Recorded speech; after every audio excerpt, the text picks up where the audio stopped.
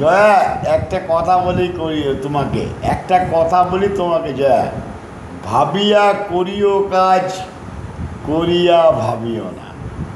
কেন বললাম? স্বামী স্ত্রীর বন্ধন, ভালোবাসার ক্ষেত্রে বেইমানি করো কেউ জানি না করে, না ছেলের ক্ষেত্রে না মেয়ের ক্ষেত্রে।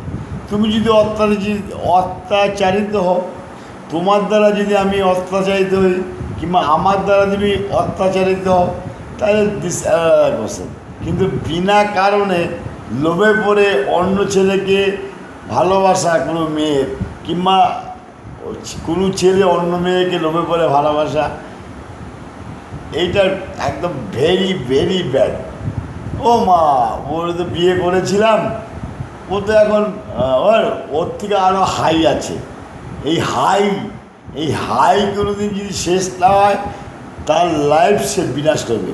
তার জন্য দায়ী এই পরকীয়া আইন ভারতবর্ষের সুপ্রিম কোর্টের। আজকে হাজার হাজার কোটি কোটি মিলিটারিরা বাইরে কাজ করছে 10 বছরের নামে।